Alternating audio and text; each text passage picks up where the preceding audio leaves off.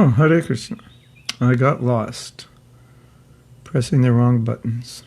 Today is Balaram Jayanti.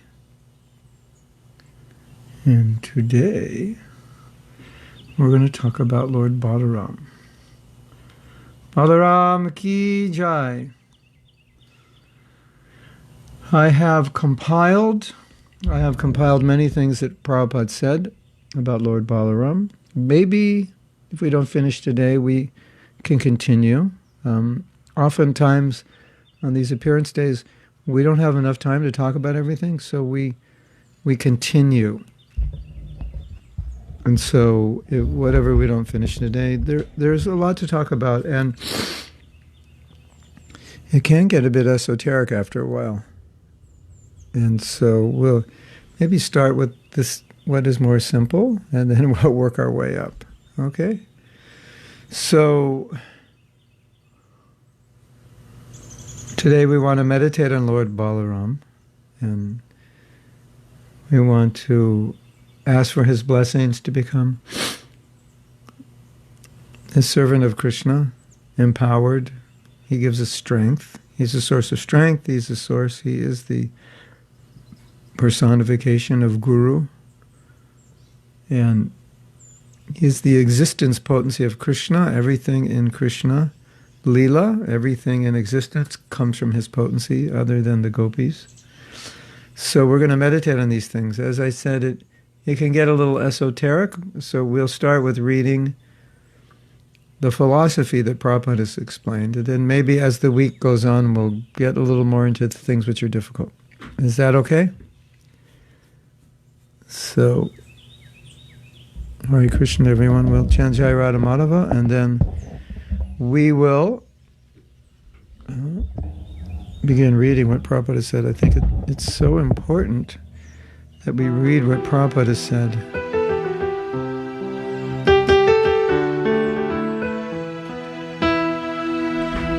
Jai Radha Madhava Kunjabi Hari Radha Madhava Kunjabi Hari Gopijana Vallabha Girivara Dhari Gopijana Vallabha Girivara Dhari Suranandana Vrajajana Ranjana Suranandana Vrajajana Ranjana Shudhanandana Vrajajana Ranjana Shudhanandana Vrajajana Ranjana Jamuna Tira Vanachari Jamuna Tira Vanachari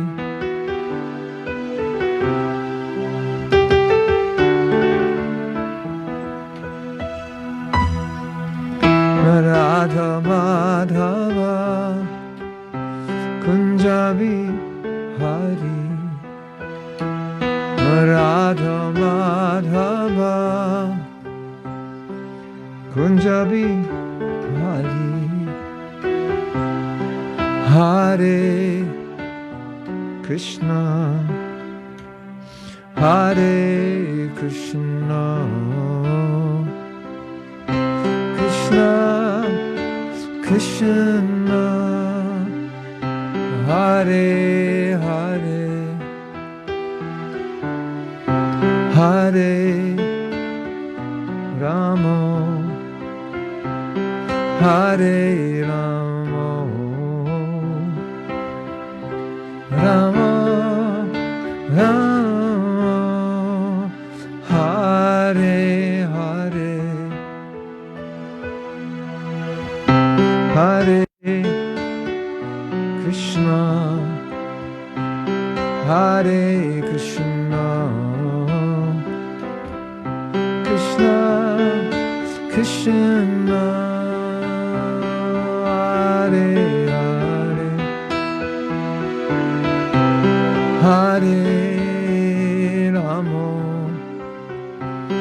Hare Rama, Rama Rama, Hare Hare.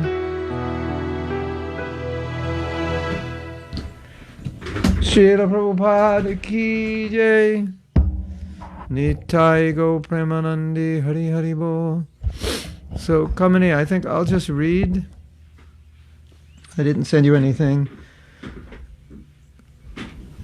And I'll probably pick out sections from what I'm reading and discuss that. So, probably lots of discussion today. Now, I have a question for you. I have a light here, which is different. Is it okay? Is it too bright? Is it perfect? Is it beautiful?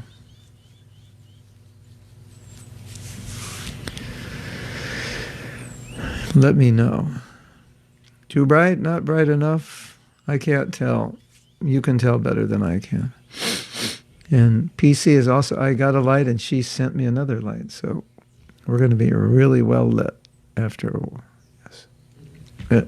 According to me, it looks good. I'd like to make everything nice for you, sound-wise and lighting. Okay. All right. So this is from light is fine. A little cold. Cold means it should be brighter. A little cold. Brighten your camera, brighten your phone and see. Because it depends how bright your screen is. In my phone, it looks really bright. Okay.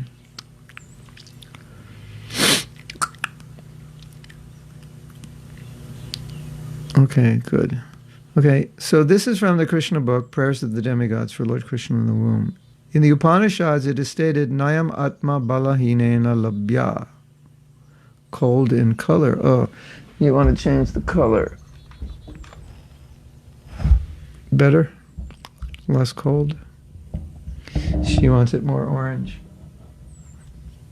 Okay. You get more orange coming in. You like that better? Better or worse?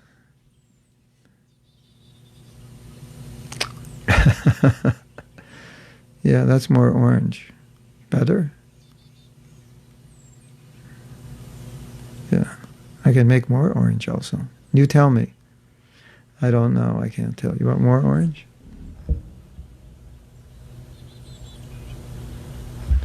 Now we're getting more orange. Oh, okay. It's good. Good. Nayam Atma Balahinena Labhya. Tad too orange. Oh no. Okay. How's that? Better? Okay. Okay. The purport is that one cannot attain the supreme platform of self-realization without being sufficiently favored by Balaram. That's interesting. So let me read this again. In the Upanishads it is stated, Nayam Atma Balahinena Labhya.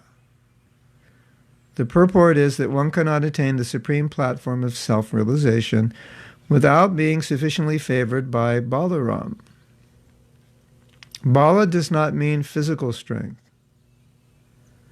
No one can attain spiritual perfection by physical strength. One must have the spiritual strength which is infused by Balaram or Sankarshan. The reason Prabhupada is saying you don't get Krishna by physical strength.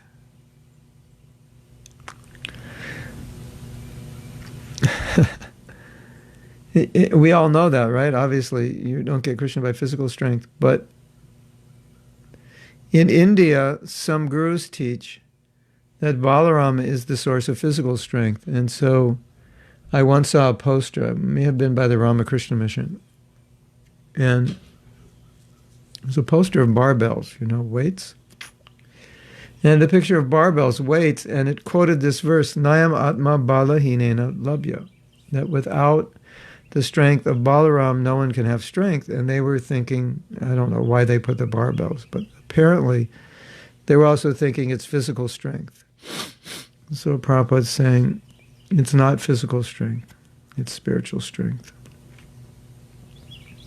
So it's a misunderstanding. So now, this verse is saying we need the strength of Balaram to become Krishna conscious, and Balaram represents Guru Tattva. And so we need the strength of Guru. Guru is representative of Krishna. By pleasing the Guru, you get his mercy. By praying to the Guru, you get his mercy.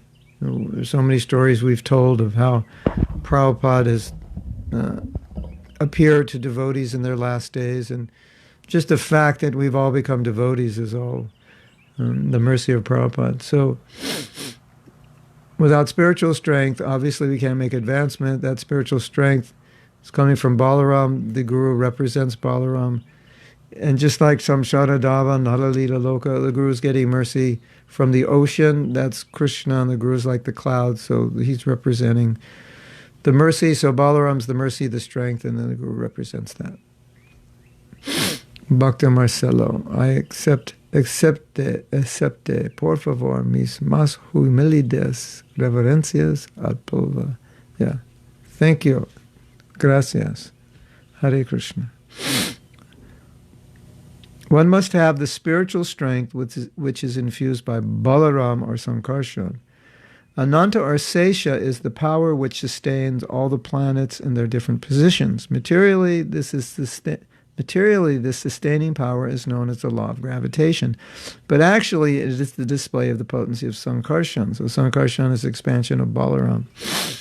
So you could say, or we can say, or it is being said here, that gravity that's Balaram's potency in the form of Sankarshan. Interesting, right? Balaram or Sankarshan is spiritual power, or the original spiritual master. Therefore, Lord Nityananda Prabhu, who is also the incarnation of Balaram, is the original spiritual master. When we say original spiritual master, we mean the source of the mercy that the spiritual master gives, the source of the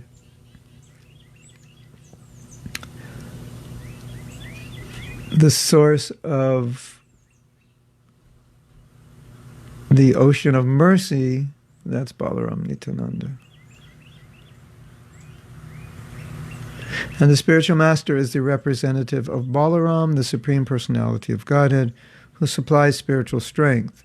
In the Chaitanya Charitamrita, it is confirmed that the spiritual master is a manifestation of the mercy of Krishna. So we discussed that. So in a sense, when you're praying to Nityananda or to Balaram, in a sense, simultaneously, or also when you're praying to your Guru, simultaneously you're praying to Balaram, or when you're praying to Balaram, you're praying to your Guru, because it's the same. Balaram is the source, and the Guru is distributing the source of that strength. Balaram Ki Jai. So the next one is from the Adi Leela, chapter 1, text 44, purport. Lord Nityananda, who is Balaram himself, the first direct manifestation or expansion of Krishna, is the original spiritual master. He helps Lord Krishna in his pastimes, and he is a servant of the Lord. So this is very important. Lord Balaram is the older brother. And as the older brother is the protector. And he doesn't take the position of older brother generally, like older brother would expect, kind of boss around the younger brother. But he takes the position of servant. And one time Prabhupada said, how do we know who's stronger, Krishna or Balaram? And he said, we know who's stronger because Balaram has his arm on Krishna. He's laying his arm on Krishna. And Krishna's holding his arm, so Krishna is stronger. Balaram always takes the position of servant, and he serves in all the rasas. And through his consort, Ananga Manjari, he serves even in Madhurya Rasa. That's a topic for a later date. But he serves Krishna in all the rasas. He takes this protective position as brother, Dauji, older brother. And he's also is the personification or the manifestation of the Sat, or the existence potency. So everything that exists is a manifestation of his energy. So the earth in Vrindavan, Krishna's shoes, everything is a manifestation of Balaram. It's his energy. Also, some living entities take those forms, but it's a manifestation of Balaram's energy. So you see how Balaram is serving Krishna. It's amazing when you think about it. He provides everything. And if there wasn't Balaram providing everything, there would be no Leela. Isn't that interesting? Because there would be no... He provides everything, the clothes, the earth, the shoes, everything is provided by Balaram through his potency, of the Sat potency, existence, Sandini potency. So he's manifestation of Sandini, and Krishna's manifestation of Chit, the Bhava, and Radharani is a manifestation of Ladini, the blissful potency. So this is, but the position Balaram takes is total servant, but servant in the mood of protector. Okay, so here's a lecture. This is from 1977 in Bhubaneswar.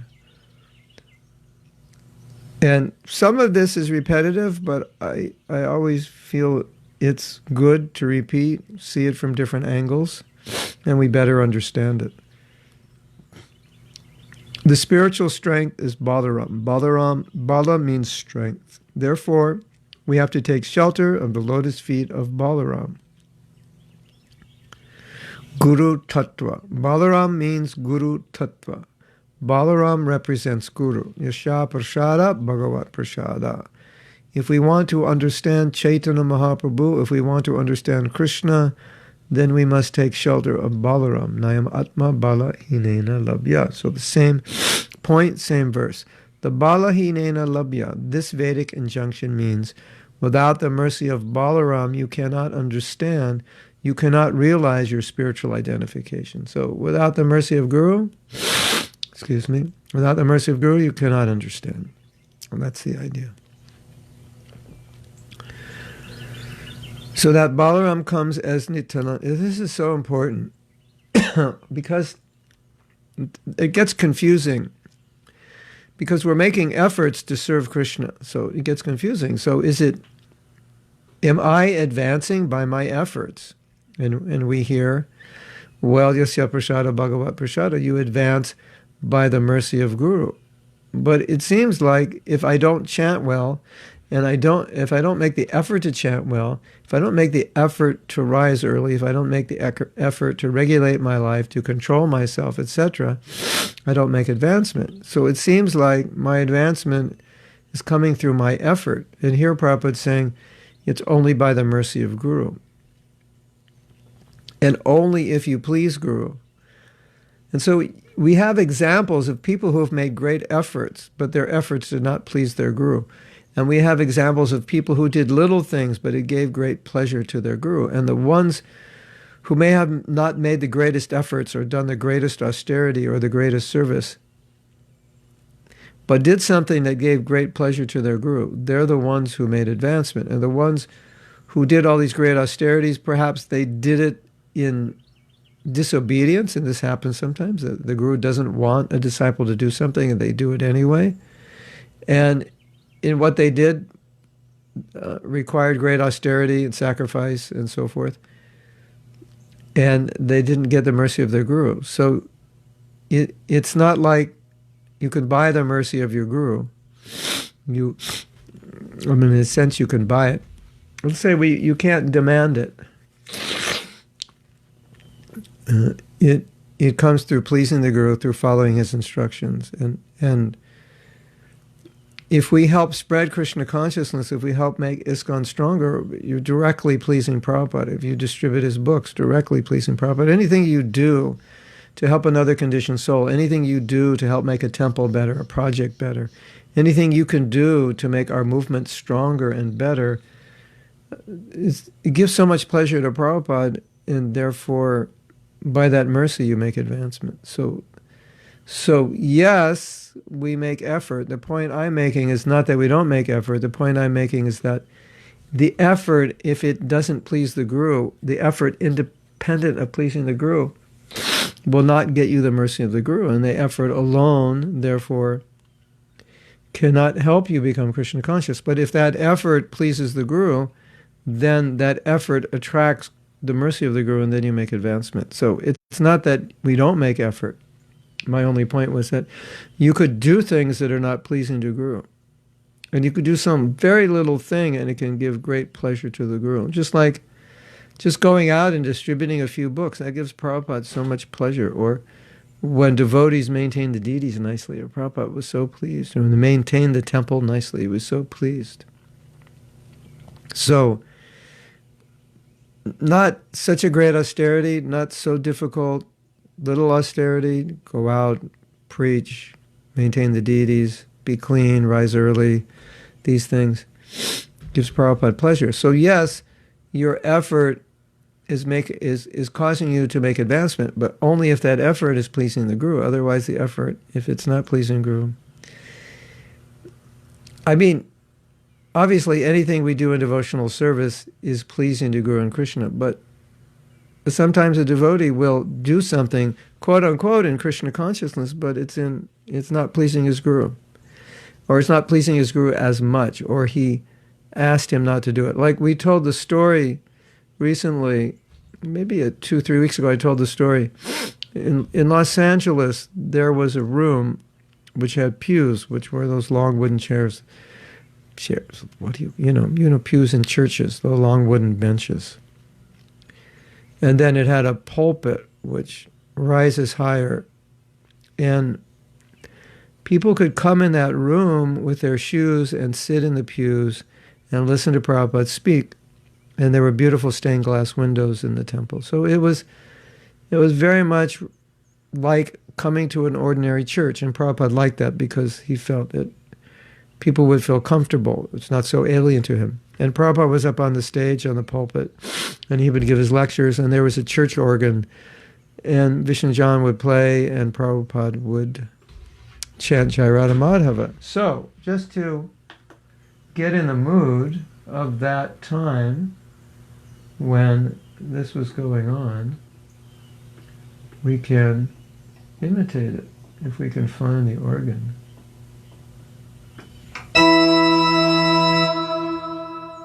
Kind of loud, right?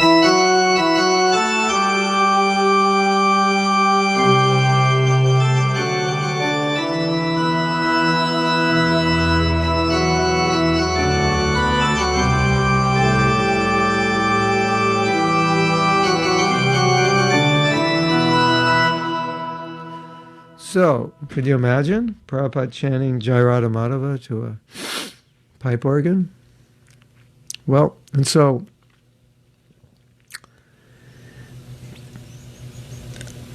I'm not sure why, but Prabhupada, let me go back.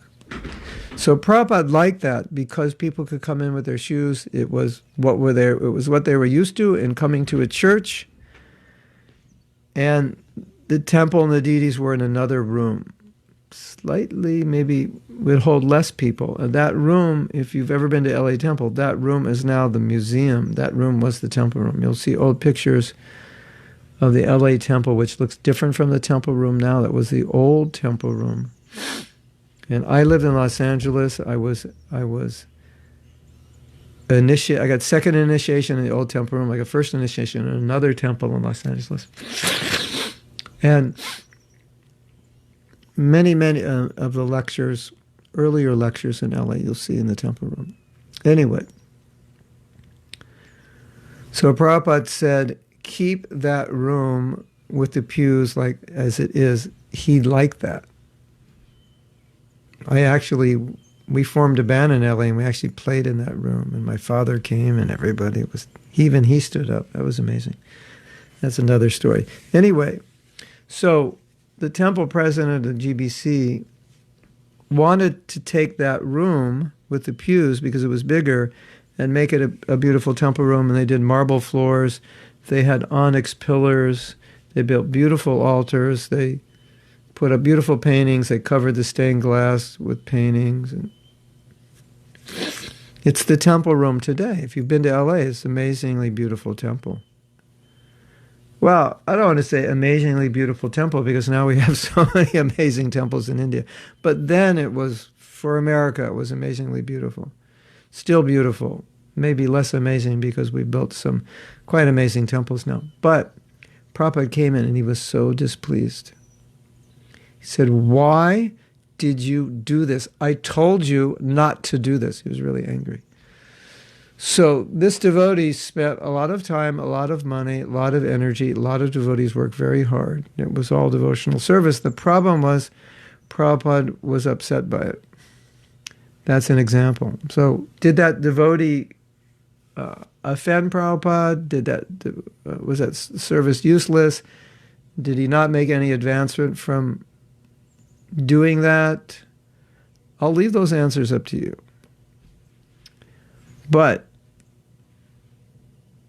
his spiritual life was not ruined, of course, but all of that service was done in disobedience.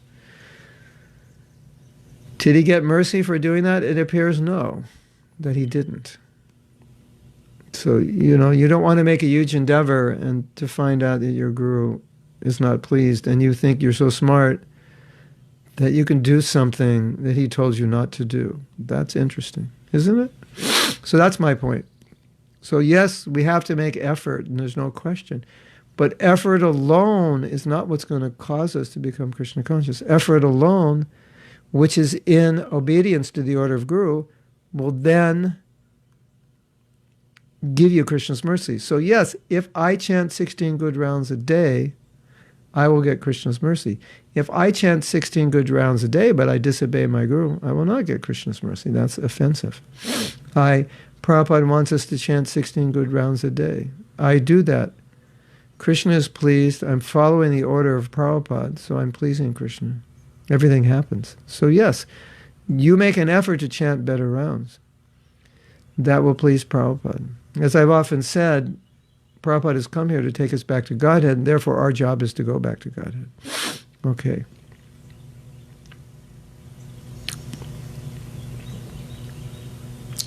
Balaram comes as Nityananda Prabhu. Balaram hoilo nitai. This is from a song by Narottam Das Thakur. Therefore we must take shelter of Balaram. That is, the song has been sung by Narottam Das Thakur. Nitai pada kamala koti chandra shushitala.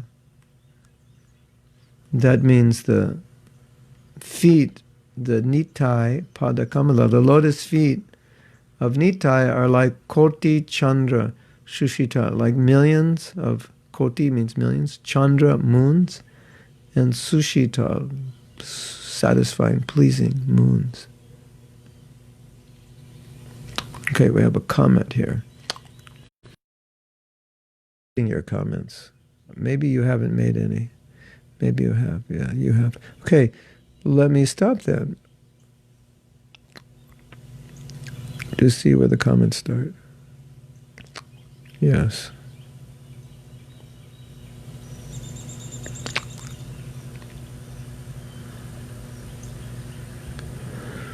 Some nice comments here. I think if I missed anyone's comment, let me know. I'm not going all the way to the top because I think first comments started with Kamaniya. So would we be correct today in praying to Srila Prabhupada that he kindly petition Lord Balaram on our behalf to bestow us with spiritual strength that we may be better able to serve Prabhupada? Yes, I think that's perfect. Prabhupada's mission of spreading Mahaprabhu's mercy, yes. One time, a devotee who was very attracted to Nityananda wanted to pray to Nityananda. And one thing Prabhupada said is, first, when you want to pray to the higher Acharya or to Balaram or Krishna himself, pray to your Guru to allow you to pray. So you pray to Prabhupada that you can pray to Balaram, and you pray to Balaram that he will bestow mercy on you so you can better serve Prabhupada and better get Prabhupada's mercy. But Prabhupada's mercy and Balaram mercy, the same thing.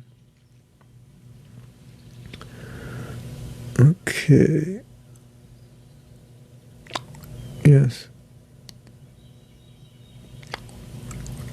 Our life mission is to better serve Prabhupada and his mission. And if we can do that, that's the success of our life.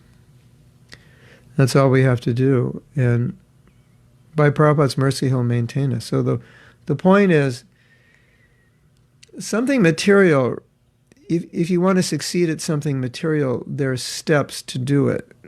And there may be even consciousness shifts that are required to do it. But this is a personal relationship. So you can't just do something because it's the right thing and not have the right consciousness. And you could actually do the wrong thing and have the right consciousness, like we've spoken about, like Bidora's wife feeding banana peels to Krishna, the wrong thing to feed. You should feed Krishna bananas, not banana peels. So don't any of you, after you hear this story, think, well, Krishna liked the banana peels, so why don't we offer banana peels? Krishna liked the love that the banana peels were saturated with, therefore he ate them. But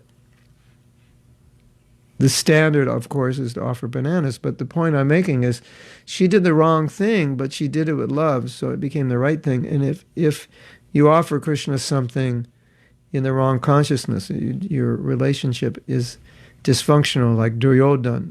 He didn't have a proper relationship with Krishna. So you could offer Krishna the best of food and it wouldn't please him.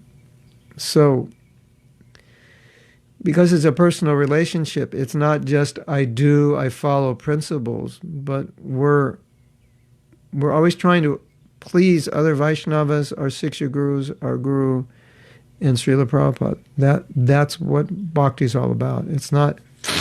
It is about rules and regulations, but within the context of how those rules and regulations are meant to give pleasure to Guru and Krishna. They're not just rules and regulations. Like I can do a yoga asana, if I do it properly, I'll get a benefit. But bhakti is not like that, because you could do it properly, like you could chant so-called properly, but you could be thinking I'm a better devotee than the others because I chant better. And then that's offensive. There's no trinadapi sunichena. So then what's the value of your mantra? It's just, as Bhaktisiddhanta said, it's a sound, it's a sound of a blank bullet. But there's no bullet. Hare Krishna. And I'm thinking I'm the best devotee. So where's Krishna in your chanting? So you're doing it, but the relationship is now lost. There's not the right attitude. That's the idea. So that's you are right in what you said. Lord Balaram is called Supreme Personality of Servitor Godhead. Yes. He is serves Krishna in every way. Gurudev, to give us the spiritual strength to overcome the waves of Maya by your mercy.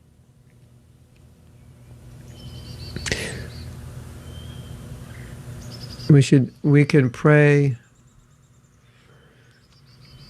to our Guru, we can pray to our Siksha Gurus, we can pray to Prabhupada, we can pray to sometimes different acharyas. They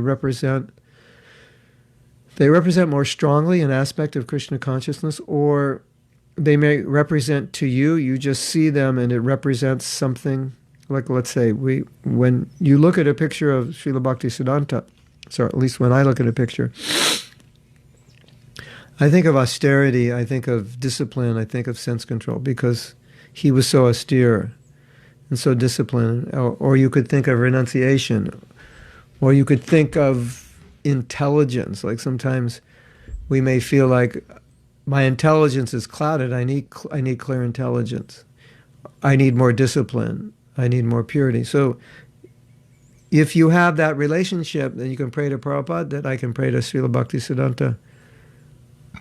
And pray to your Guru, that I can pray to Srila Bhaktisiddhanta. And then you can ask him for the mercy to be more disciplined or more sober, more intelligent. And you will see that in this transcendental system, because it's not material, these personalities, they hear your prayers and they reciprocate. That's the beauty of Krishna consciousness. I have often said and deeply felt that we're always safe because we always have solutions. And that solution is we can pray to our Guru, we can pray even to the super soul within us, we can pray to the previous acharyas, and they hear us and they reciprocate. And they give us mercy, and it's the mercy we need to make advancement. Because oftentimes there's a point where we're trying, but our trying is not enough. We've all experienced this, isn't it? I'm trying, it's not enough. I need something more. I'm trying to get up earlier. I'm trying to study more. I'm trying to improve my rounds. So many devotees have told me, it's just like I hit a wall. I don't know how to go beyond this. Or I can't control something. It just overtakes me, whether it's food or some stupid thing that wastes time, or not so stupid thing that wastes time, or smart thing that wastes time. And I need help. And whoever you think can help you, you can pray to them. Please help me. Of course, here Prabhupada's saying, because Balaram represents Guru, by praying Balaram, it's like you get the mercy of all the Gurus. So that's the idea. Excuse me. And I think one thing that's important that we should learn today on Balaram's Appearance Day is that prayer is one of the 9 Nava Bhakti. There's 9, because there's 64 principles and 5 main principles, and these are 9 aspects of Bhakti. Shravana, Kirtana, Smaranam, Vishnu Smaranam, Padasevanam, like that. Bandhanam. So, Shravanam, Kirtanam, Vishnu Smaranam, Bandhanam. Bandhanam is prayer. So prayer is built into the process. And I feel personally, and I'm just relating to you how I process prayer, I feel prayer is a 24/7 process, that internally there should always be a prayer, even if it's subconscious, even if it's not going on consciously. But the prayer for mercy, I need mercy, Krishna, please help me, please protect me. As Prabhupada said, he said, I pray to Krishna that I will not fall down. And so that example is given to us by Prabhupada, that we should pray that way. Please protect me so I don't fall down. Wow, what a beautiful prayer. And why did Prabhupada give us this prayer? Because as conditioned souls, we should never trust our mind and senses. The only thing we can trust is the shelter of the processes of bhakti. And if we take shelter, we can have faith that will be strong. Still, at the same time, we know the power of Maya, and we have seen the power of Maya, not only just in ISKCON, but in Vaishnava history, in the history of sadhus, how they've given in to anger, they've given into lust, given into greed. We see the examples of Indra doing, I don't want to say repetitively, but many times Indra did the wrong thing. Minimizing Krishna, becoming proud, chastising Krishna, becoming angry with Krishna, Brahma playing with Krishna, great yogis being attracted, Vishwamrita, in meditation, and then Apsara distracting him by her ankle bells, and it's just on and on and on. So in the Bhagavatam, Prabhupada says, many great stalwarts in the devotional line have fallen victim to the allurement of money, wealth, and women. So we should never undermine the power. And I think most of us don't undermine the power because we have personal experience of the power of Maya. So the point of prayer is that there should always be this ongoing prayer in our subconscious. Please, Krishna, protect me. Please, Krishna, help me. I just want to be your servant. Please, Krishna, help me so I don't fall down. Please, and you all know your own weaknesses. And I think we did a nice exercise in our class on vows. I'll give you the exercise. Imagine a situation. This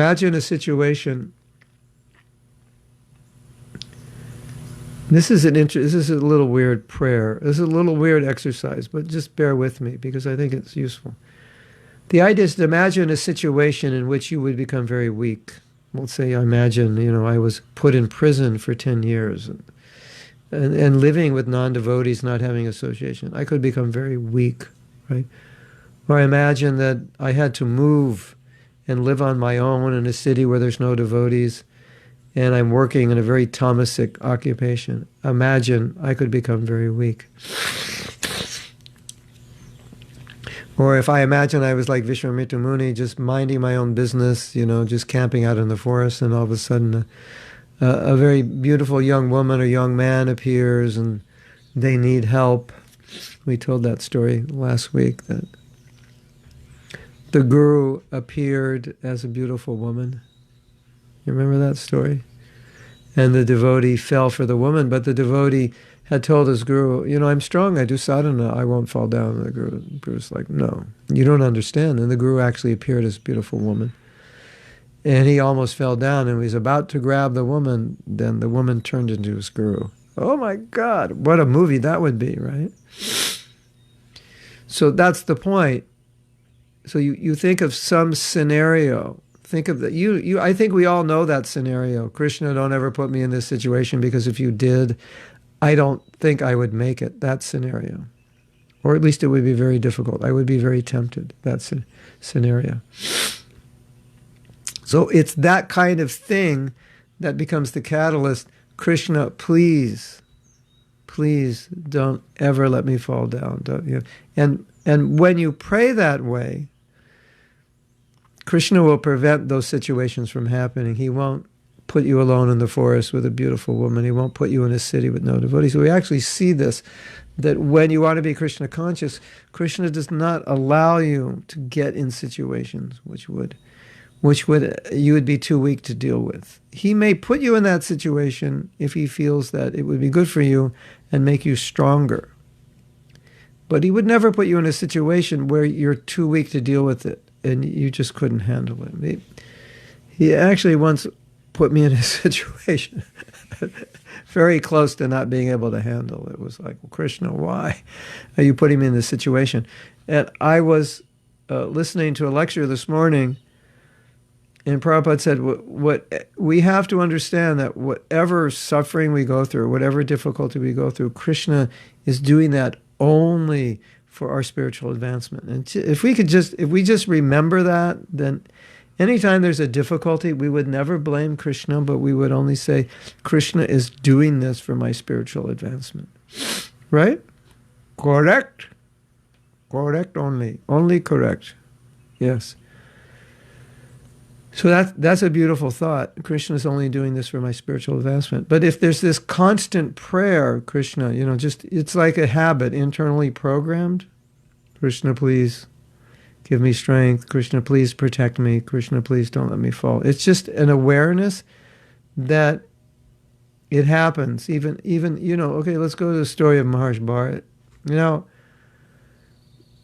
The story of Maharshi Bharat, where he became attracted to this fawn, and what actually happened is he didn't fall down as we understand falling down, breaking regulative principles. That's not what happened. What happened is he got distracted, and he minimized his sadhana, or eventually gave it up. Either minimization or totally gave it up. And so his fall down was his deviation from his sadhana. And so he fell from the stage of bhava. Of course, falling from the stage of bhava is extremely rare. And this is an example that it could happen. And Prabhupada says it could happen also by listening to Mayavad philosophy. And, how could you fall from bhava? It seems inconceivable. And generally it is. It doesn't happen. But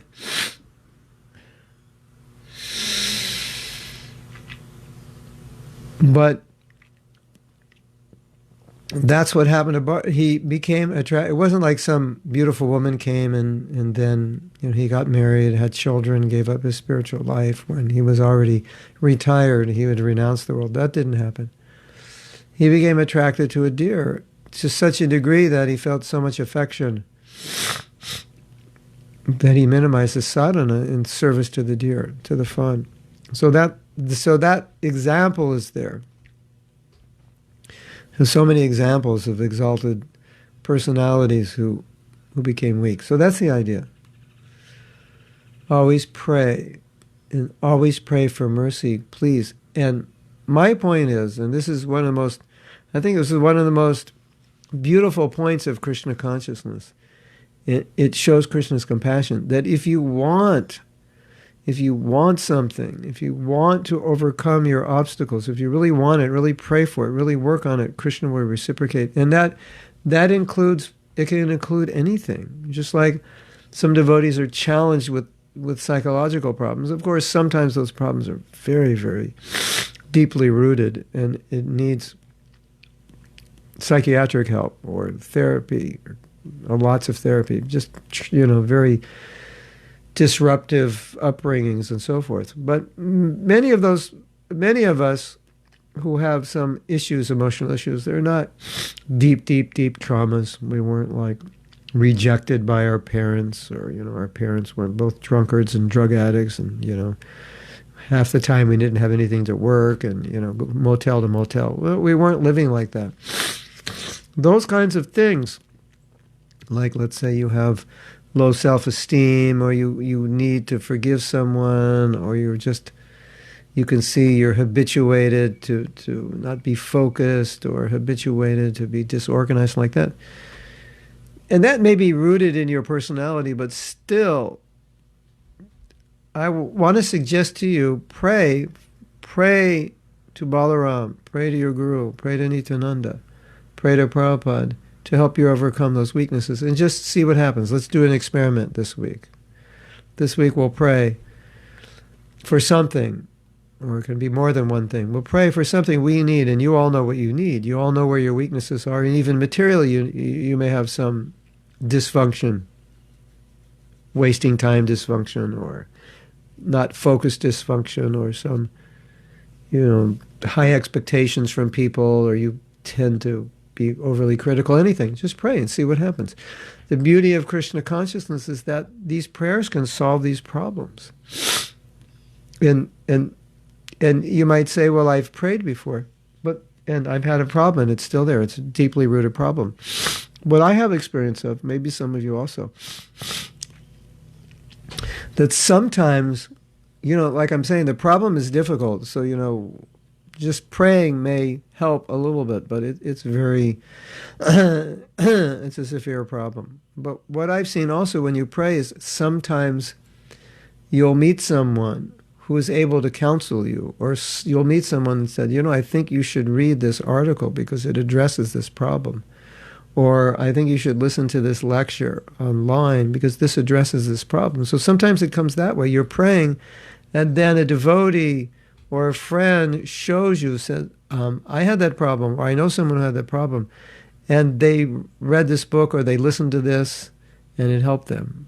Or they spoke to this person in our town who counsels people with this, and it helped them. Or the devotees, I just found out the devotees have just started a support group for this issue, like that. And so sometimes it happens like that. The point is that Krishna will help you if you want to be helped. That's all. That's it. So don't ever give up and say, I give up, I've tried. No, as long as you want to be helped. Prayer is, also the other point is, prayer is the last resort. When I've tried everything else, nothing seems to work. Chanted more rounds, better rounds, read more, got up earlier. I turned the temperature down in the cold shower. I put ice in the bucket. Walked barefoot on my japa. I did it all. Still, I have this problem. Okay, the last resort. Hey, Govinda, I can't overcome this. I need your help. That's very important.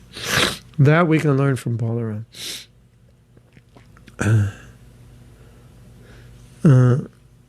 So we would be correct today in praying to Srila Prabhupada to help us pray to Balaram, yes. Or understanding that praying to Prabhupada is praying to Balaram. It's Guru Tattva. Also, can we ask for Balaram to help us serve our Guru Maharaj with more quality and to understand his heart better? Yeah, of course. and understand Prabhupada. If you understand Prabhupada's mission better, you'll understand your Guru's heart. Because your Guru's heart is Prabhupada's mission. And of course, Prabhupada's heart was helping people become Krishna conscious, so that's your Guru's heart. So it's actually not so difficult to understand. Krishna Karshani says, it's interesting because on one hand, Balaram is serving Krishna, but at the same time, he is not obedient, surrendered. And there were things he was not agreeing with Krishna, but he even took side of Duryodhana. Yeah, he's the older brother. That's part of the Leela.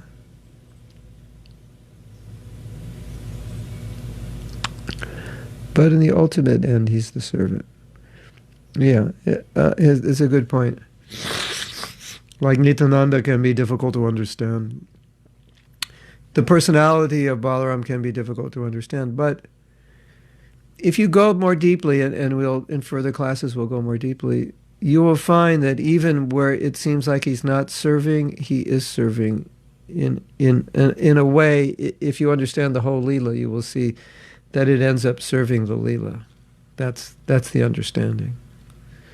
It may not appear that way, but it is that way. That's the proper understanding. Does that make sense? Yeah, we can discuss that more later. Now we're just like, this discussion of Balaram is going to go on for a while. It probably is going to go right up to Janmashtami. Then Janmashtami, we can discuss Krishna till the next Janmashtami. Sometimes, when we're having a nice class or a nice kirtan, and then it ends, I think, I really want to go to the spiritual world because there I know class never ends. I know kirtan never ends. Maybe taking prasadam never ends. That's also a problem. You're taking prasadam, and it's really good prasadam, and you're with the devotees, and everything is very blissful.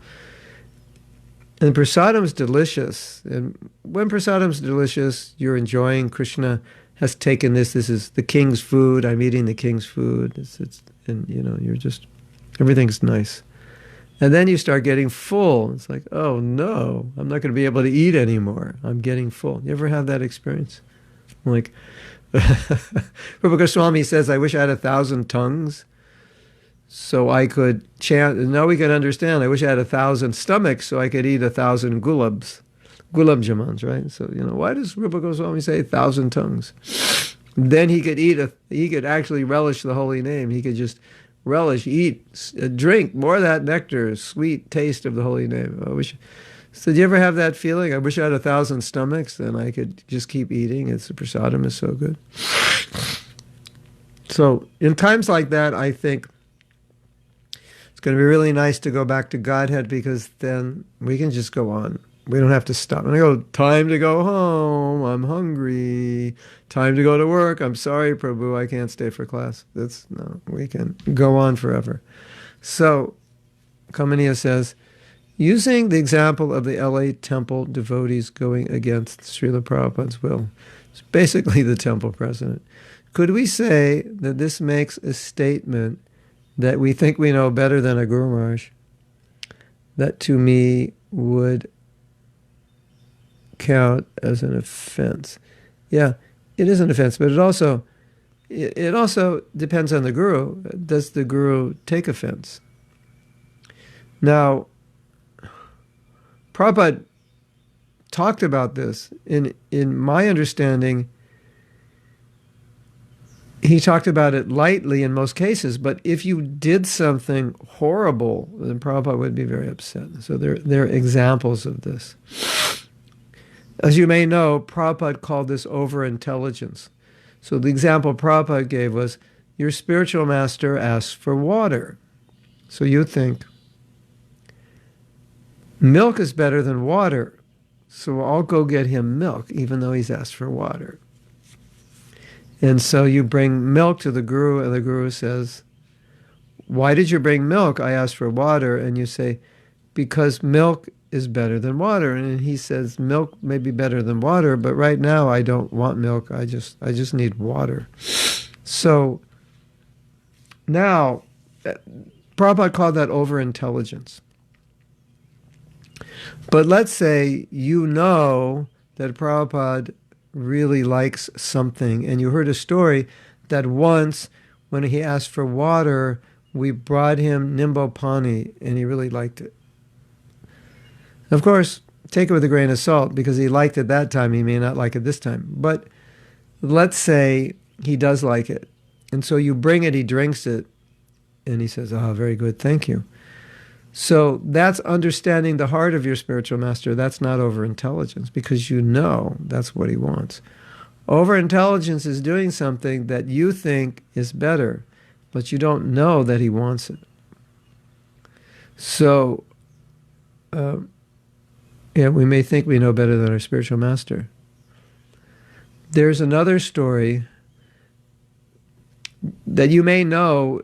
When we were trying to acquire the temple in Juhu, you may know that this man, Mr. Nair, was trying to cheat us. And the devotees were very young, and Prabhupada fought with him and fought with him and fought with him, and finally got everything together. It was a big fight. It was extremely difficult. Our own lawyers were cheating us. They were on the side of Mr. Nair. Welcome to India. You know, you wouldn't, I mean, I'm sure this happens in Italy also, mafia. But, generally, if you hire a lawyer in America, generally, he's not working for the other party. It's pretty rare. But in India, it is little different, I'm telling. These things happen, more common. I mean, maybe today it's different. This was like 50 years ago, 40 years ago. Probably 43 to be exact. So, who would expect that with the young devotees? And then this Mr. Nair, after everything was ready to go and sign the papers, Prabhupada had left, and Mr. Nair bamboozled the devotees and told them this and that and convinced them they shouldn't sign the paper. Although when Prabhupada left, that was what was meant to happen. And they didn't sign the paper. Overintelligence. Prabhupada was so furious. So furious. I told it was like probably the impression I got that was some of the worst news Prabhupada had ever gotten. And somehow Prabhupada fixed it. But his intelligent disciples were convinced by Mr. Nair that they shouldn't sign for it. Can you imagine? Right? Another story.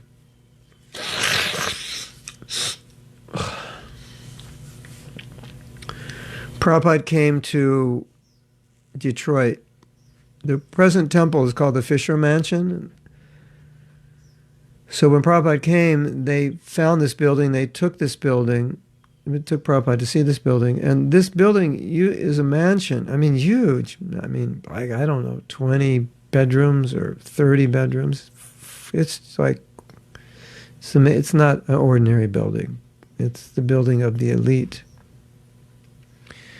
I think it cost like $3 million to build in 1920, and Prabhupada got it for like $350,000. I mean, most of your homes now, if you have a home in America, cost that much or more, or double or triple if you're in Silicon Valley, or quadruple. So it was once a very wealthy neighborhood, and that neighborhood had become a very poor neighborhood, and it was mostly a black neighborhood. And that particular city of Detroit, I believe it had the highest crime rate in America, and I think that neighborhood was like on the top, had one of the top crime rates of neighborhoods. So after Prabhupada saw the building and money was arranged, and he left, assuming they would get the building. Overintelligence set in, because the devotees were thinking,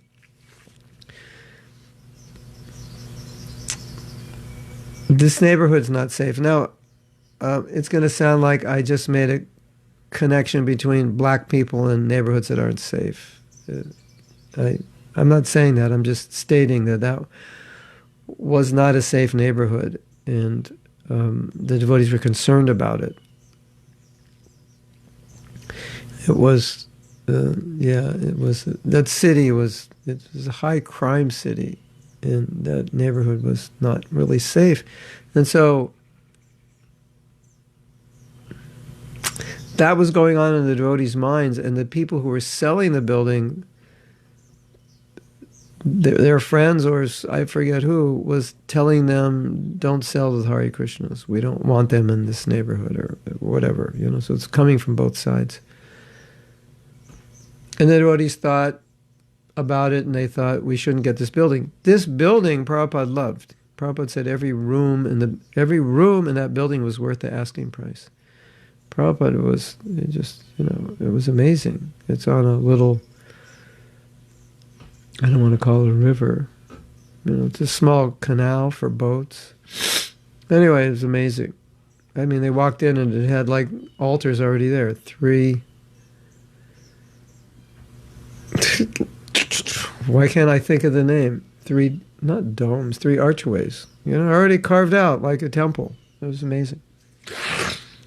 So I was there at that time, so I can tell you the story. The GBC calls up Prabhupada to tell him that we decided not to get the building. Red flag, over-intelligence. But we could do a little video like that. You're trying to figure things out, and boom, over-intelligence. That's not what the Guru said. Now, before I tell you what Prabhupada said, you'll have to fasten your seatbelt when I tell you. So fasten your seatbelt now. And I just want to say that it's not that we shouldn't use our intelligence. And as one of you was saying, as it's popping up on my screen, it just said that first-class disciple is one who knows what the Guru wants. So he could have been thinking, this is first-class intelligence, I'm first-class disciple, this is what Prabhupada wants, we shouldn't do it. And that's true. But obviously, we can make the wrong decision and do what the Guru doesn't want. So I'm not saying don't use your intelligence. I'm not saying there's a point where using your intelligence isn't good. It's always bad because it's always over-intelligent. But be careful. So, are your seatbelts fastened? It's time for the answer. Prabhupada told the GBC, he said, if you don't get that building, what is the use of going on? Hare Krishna. Which is kind of like saying, if you don't get that building, what is the use of living? Whoa. I mean, that sent a message that if you were not clear about whether we should get that building or not, definitely you're clear now. Get that building or die, basically. Of course, Prabhupada's not going to do anything, but he's saying, what's the use of your being a devotee if you don't get that building? What's the use of your doing anything? That's how much Prabhupada wanted it. And the point was that this devotee didn't know. He didn't have the intelligence to know. He only had the over-intelligence to do something Prabhupada didn't want. So we can pray to Krishna, please give me the intelligence to know what my Guru wants. Yes, please give me the intelligence to understand your instruction. And if you don't understand something, talk to other devotees about it. If they're the wiser, more knowledgeable devotees, if you have opportunity to ask them, what do you think about this? Do you think this is what Prabhupada wants?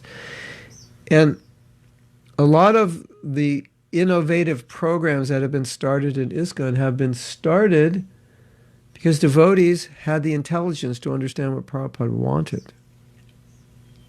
Srila Prabhupada, you think it would be good if he did this? And it was something that Prabhupada had introduced, but they could deduce from Prabhupada's books and his mission and so many things that this is what Prabhupada would want. And so, Prabhupada, do you think it would be good if we do this? Do it immediately. That's how Prabhupada would respond. Like, you hit the target on the head. You got it. This is what Prabhupada wants. Do it immediately. Or, Prabhupada, should we do this? No, not necessary. We can do it later. Why do you want to do that? That's compromising. Then you know.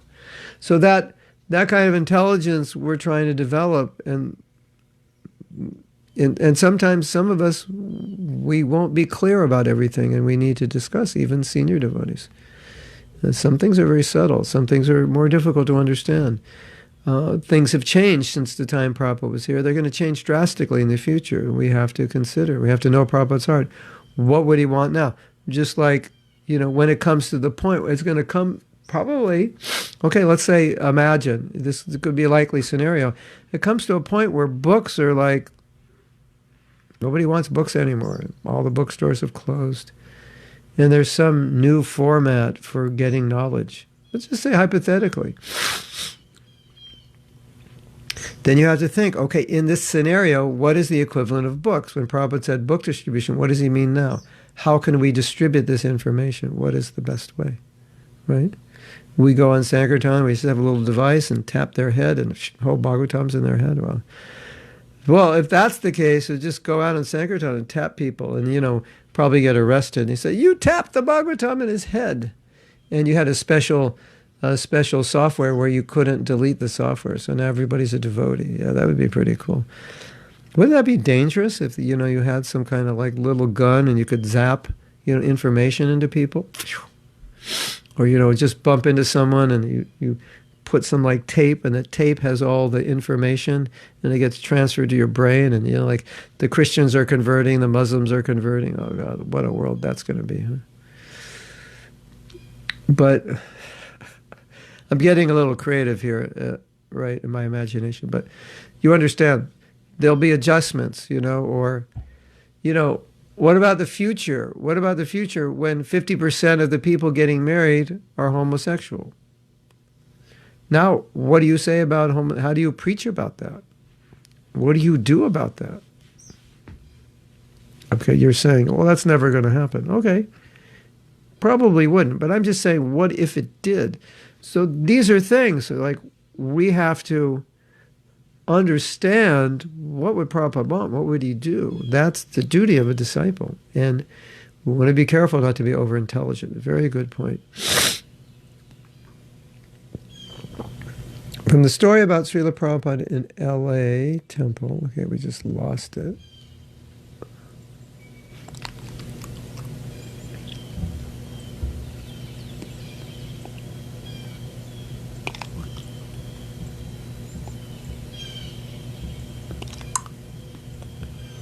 I really lost that quote.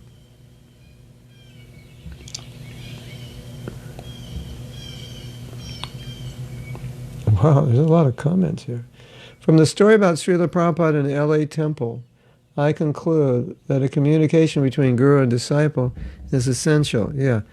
Don't just start refurbishing a new room without asking your guru. We just have to ask guru what will please him. Otherwise, we may end up making him angry and displeased. Yeah, exactly. Well, so if there's any question, that's true. Definitely true. And I would say in addition to that, as we advance, we should be understanding by knowing him what will please him. And we want to also learn from our guru what will please Prabhupada and what will displease him.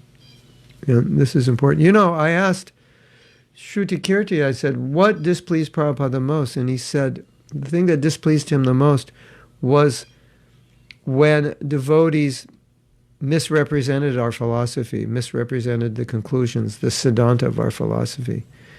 Like apasampradayas,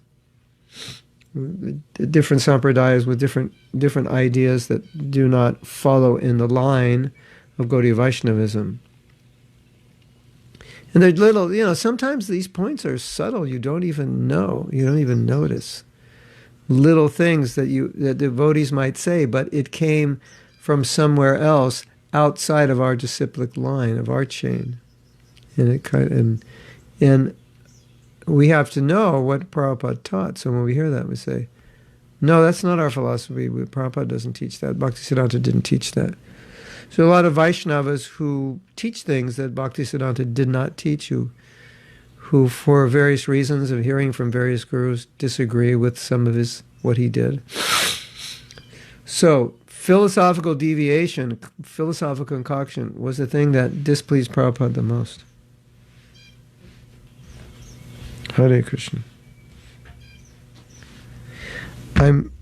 My chair the arms of my chair are wet, and I can't figure out why. Is it that humid last night? because I put on the air conditioner in my studio so all the equipment won't get ruined from humidity. And yesterday, one of my speakers blew up.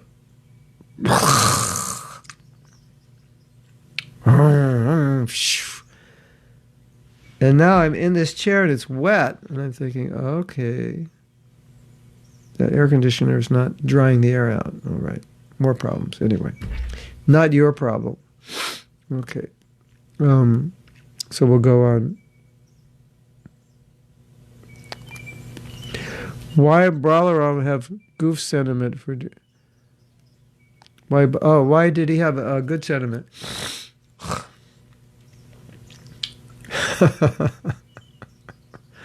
The only answer I could give you is that when something doesn't make sense in Leela, it has a place. I don't know, somehow or other, Balaram and Duryodhana, they're relatives, they're cousins, brothers, I mean, Duryodhana, Dhritarashtra, it's all one family. They grew up together, It's like you could ask the question, sometimes devotees, they'll see two devotees are friends, they're close and like that, and you'll think, why is he friends with this devotee? Because this devotee did something really bad. Because they were friends for like 35 years, and the devotee did something bad, and everybody's thinking, throw him in the trash can, we don't want to see him again. And this devotee who's his friend is still his friend. And some devotees think, you can't be his friend anymore. That's like, it doesn't make sense. It's like you're condoning what he did. And obviously he's not condoning what he did, but they're friends. So, and it has its place in Leela, to make things more interesting. Yeah. Okay. That's part of the answer. Paran Ananda, otherwise known as Pitri Wojno. Polish is interesting. You have an R at the end of a word without a vowel after it. Piotr. Piotr. Yeah, we don't do that in English, so that's something interesting for me. So yeah, it makes the Leelas more interesting. Anyway, I mean, this is, okay, you got me onto something now. And this is something that is very difficult that we face in ISKCON. And when I say we face, I mean leaders are facing it, but I talk about it because you will face it also at some point, or you may.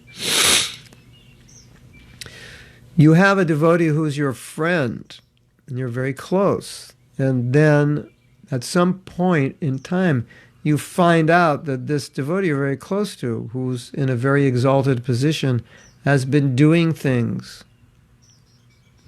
which people in exalted positions should not do. And because you're friends, you want to be compassionate, you want to be supportive, you're not going to reject him. But people now, some become upset with you for being close to this person.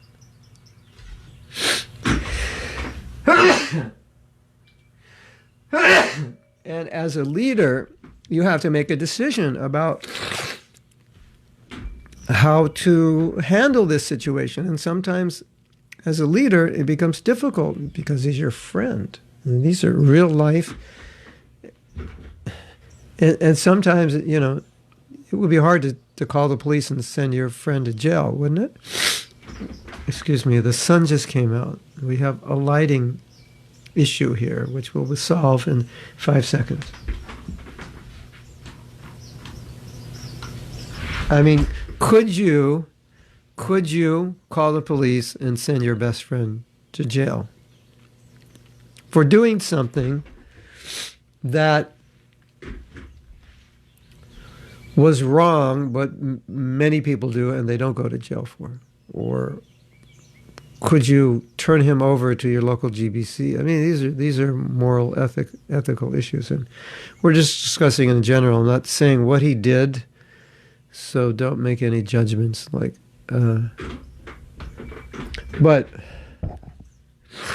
you understand the problem. So it even happened to Balaram. He liked Duryodhana. Bad fighter, Duryodhana. Anyway, we'll stop there because that's a whole other issue and more of a social thing. Lord Balaram displayed the mood of being angry in few of the pastimes. The devotee commented his fear of praying to Balaram, who always gets angry. So how to overcome that fear? Okay, just don't do anything you make Balaram angry. If you please Guru and Krishna, Balaram will be pleased. That's all. So, my dear Balaram, don't be angry with me. I'm a fallen soul, but I pray to you to make advancement. That idea we can do. Yeah. Okay. This is a point. This is like another point, like the last one, which I could really get off on a tangent. And I think we had spoken about it somewhat last week about the fear of surrender. And you remember we said that verse where Krishna says, I'll take everything away, that somehow or other becomes kind of the motto for many devotees. Rather than, I'll give you and protect you, I'll take everything away. So that becomes the focus. So what I would suggest, excuse me, I haven't taken any allergy medicine because I was okay for a while, and I don't like to take it if I don't have to. So the point is, why don't we think of all the positive things instead of the negative? Lord Balaram is merciful. Yes, I don't want to offend him, but that it goes without saying we don't want to offend. Right? So if I'm trying to serve my Guru sincerely, if I'm praying for mercy from Lord Balaram, from my Guru, from Prabhupada, don't worry, everything is good. Do the right thing and don't worry. That's my message to all the, what if I do this wrong and what if I do that wrong? I would say don't meditate on doing it wrong. And there's that unnecessary fear. And often when you meditate on doing something wrong, you end up doing it wrong. Yeah. Do you ever do something and say, oh, I hope I don't cut my finger. This knife is really sharp. And then the next second you cut your finger. So sometimes it happens like that the thing you fear is what you meditate on, and then it happens because that's what you're thinking about. So I always find personally I prefer to see the merciful side because that's the dominant side of Lord Balaram. And Jamuna, she was disobeying Lord Balaram, and he wanted her to come, and he needed her to come. It was an important engagement. So, yes.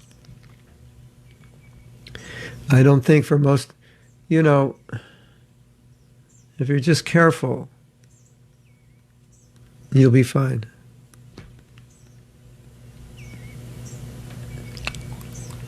Okay. What a question. If Balaram is the original Guru, why does Balaram not recite the Bhagavad Gita to Arjuna instead of Krishna? And for what reason does Balaram not appear in the cyclic succession? What a question. That Prabhupada establishes in the Gita, because he does it in another way. He does it through the Guru Tattva. I mean, we say Balaram's the original Guru, but actually it's Krishna. And then Balaram represents Krishna, but in a different way. So Krishna speaks Bhagavad Gita, and then Balaram, Prabhupada said, we're actually going to read about it. Balaram gives spiritual strength.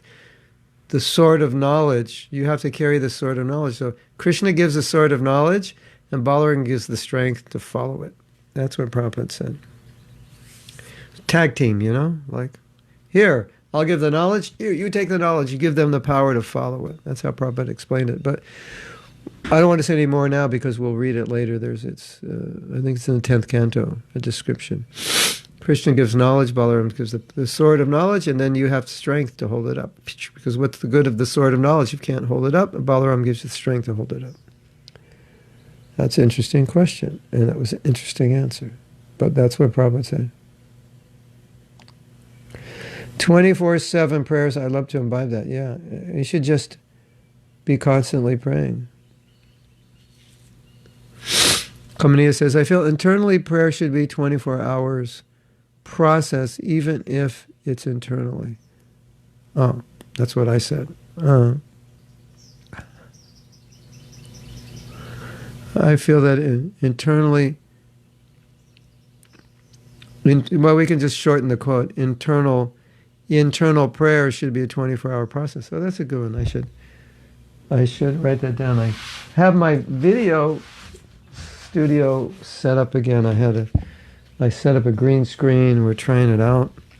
The green screen is funny because I took pictures of outside, and so we're going to put the pictures of outside my office while I'm videoing inside the office. It sounds like Kali Yuga, yeah. But I can't bring the camera and the microphone and the birds and the this and the mosquitoes flying in my ears and my nose while I'm trying to do it. Or not mosquitoes, some other bugs.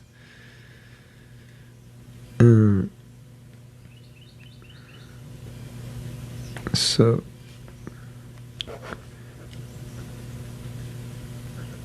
and I'm writing down here on a piece of paper, and I wrote something, and I don't. You ever write something and then you read it and you go, I have no idea what I'm supposed to do?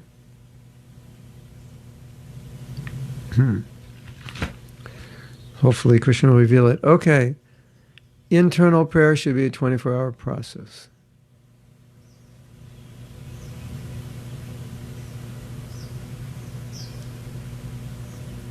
Yeah.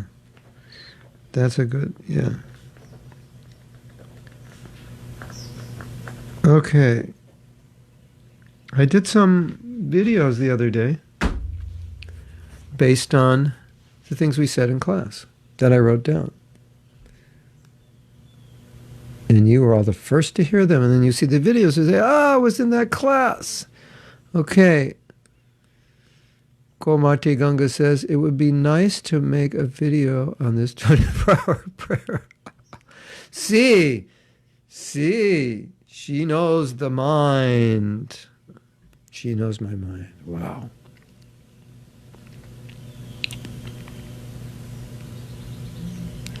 Komati, you got in my mind.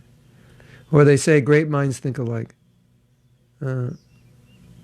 Thank you for helping us understand the power of prayer. Yeah, it's one of the 9 processes. Don't miss out on it. Krishna speaks through his devotees. Yes.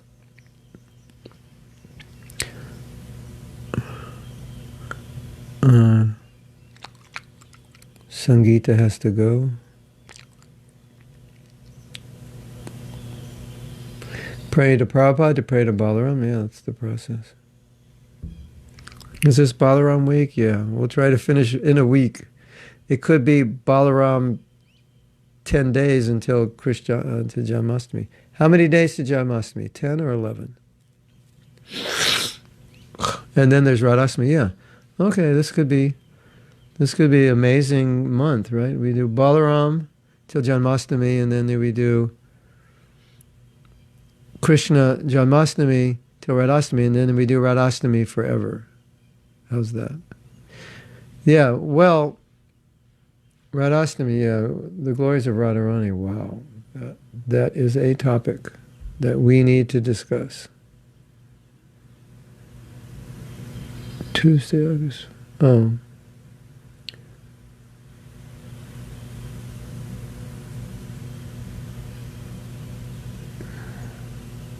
Prabhupada's departure to the U.S. Yeah, it's tomorrow. Yeah, I was asked to talk about it, but I'm going to talk about it. Well, actually, this Friday I'm going to give class in the temple, so we'll just talk about the verse. And I'm going to talk about Prabhupada's departure on the 9th, when he arrived, on September 9th. We're going to do it. I think Prabhupada arriving somewhere, or whenever he arrived in America, I think I'm going to talk about it. I was asked to talk about it, but I couldn't do it tomorrow because I was too busy. Okay. It is, Krishna Karshani said, it is said The first-class disciple is the one who can read in the mind of the Guru, meaning that the Guru even doesn't want to ask a disciple, but it seems first-class disciples are cases, most of us, ones who had to be told. Oh, and originally had to be told. I've seen there are different kinds of people. Some people just somehow have this sixth sense to know what a person needs, and those kinds of people are the best. If like you're a personal servant of Prabhupada and you have that sixth sense, you just always know he wants his shoes. I should put water here. I should get this coat. It's difficult. We say he has a servant. It sounds like that's weird. People, it's like, what, you're a slave driver, you have a servant? It's actually difficult to have a servant. It's often much easier to do things yourself, because if the servant does it wrong, he doesn't do it. You ever have someone cook for you and you don't like the way they cook, and you ask them, can you just cook this? And they cook it and it comes out different from the way you would make it. So that's what it's like having a servant who doesn't know what you want. It's like nothing gets done the way you want it. You have to do everything yourself. Of course, as you say, Krishna Karshana, you can learn. So you learn by being with the person. But some people are just better at it than others. And if you're going to be a personal servant of anyone, you really want to be good at knowing what they want, for sure. Just the other day, one devotee had written me a letter with some ideas for preaching, and I was so happy. Actually, several devotees have written to help facilitate my preaching, and I was so happy that they seem to have understood that's what I like doing and that's what I want to expand. So that was really nice to get those letters and say, I'd like to organize this and that, online courses in this country and this and that. So that was nice.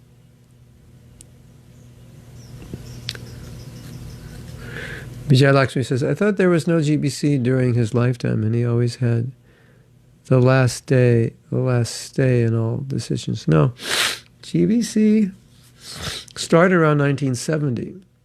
And after the GBC meetings, I don't know when the first GBC official meeting in Mayapur was, but the GBC was formed in 1970 by summer for sure. Maybe earlier. And then when they were actually meeting and passing resolutions, that they would read the resolutions to Prabhupada, and then he would approve or disapprove. And I think even before it went to Prabhupada, they started a system where, in those days, so many temple presidents would go to the Mayapur festival every year. So in those days, the temple presidents would review the resolutions, because sometimes they didn't like the resolution. They would send it back and say, we don't approve of this. I don't think the GBC had to follow, but they would consider. And about 2 years ago, the GBC decided, well, we don't do that anymore, so there's not enough presidents to do it, we should form another group. And so they formed a group of 35 devotees who would review the resolutions, and I'm on that group. It's called Shabha. Spiritual Advisors Bhagavad Assembly, something like that. And so we are supposed to review the resolutions, and we say, yeah, this one is good, or you could change it this way, or we don't like it for this reason, and then we can suggest resolutions. So we reformed that. So yeah, GBC 1970. Okay, Vijay Lakshmi, here's how it works. You'd read a resolution, Prabhupada would be there. And I think the way it went is, if you didn't say anything, silence is golden. Silence means gentleness. And then they read one resolution, and it went something like this. All the women in ISKCON should go to Australia. And then the person reading it, Satsuru Maharaj, I guess he looked at Prabhupada and he could see his face and said, "So Prabhupada, we should scratch that resolution." I think Satsuru Maharaj probably knew that resolution was was bogus to start with, but anyway, maybe he didn't vote for it. So it just read the resolution, Prabhupada. And Prabhupada, I don't think he said anything. I mean, we could find out. We asked someone who was there. But the impression I got from reading about it was he could see on Prabhupada's face. And he said, or Prabhupada might have said something like that. Which means, that means GBC, you blew it on that one. That's what means. And he said, so Prabhupada, we should just delete that. And Prabhupada said something like, I want to give opportunity to everyone. Everybody, men, women, doesn't matter. Something like that.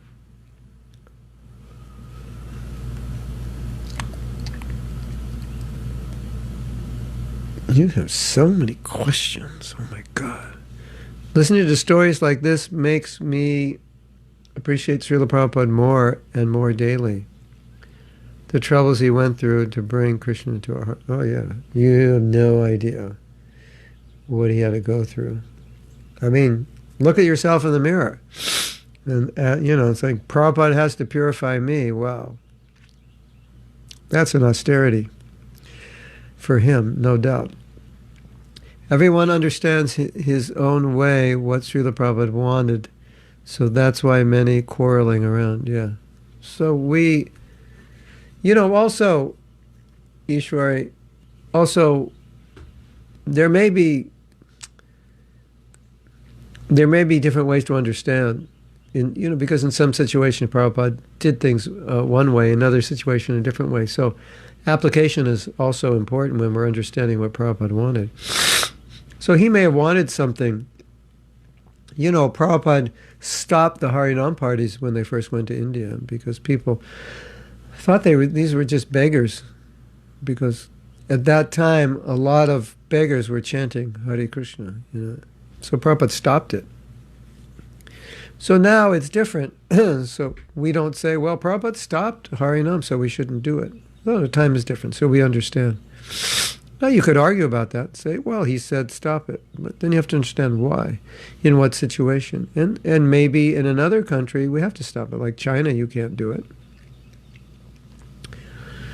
So that's also why sometimes devotees disagree. Because Prabhupada said different things in different contexts. So we have to understand. And we have to be smart enough and mature enough to understand application. And there may be different applications, as I'm saying, at the same time, on the same planet, even by the same devotee. So we want to be mature. There was just a discussion by Chaitanya Charan and Braj Bihari called How to Disagree Without Being Disagreeable. So if you if you find challenges in getting along with people you disagree with or seeing other people's points of view, you should watch that. I'm not sure where it's put. It's that SBT, ISKCON SBT is doing different classes, and that's quite interesting. And especially if you're interested in conflict resolution and doing that service, you'd like that. Okay, we have a question about overintelligence. I have to, in order for me to see these questions, I have to move out because I'm behind the question. Excuse me. Sometimes we may be in a situation, in some practical situation, we may know something better than Guru. Woo! If we see that what Guru is suggesting will not work out, should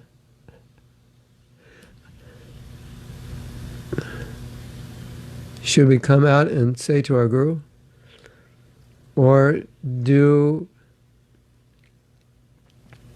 it in a mood of surrender, whatever Guru is instructing, even if we know it will create a mess? ask him, say, Guru Maharaj, sometimes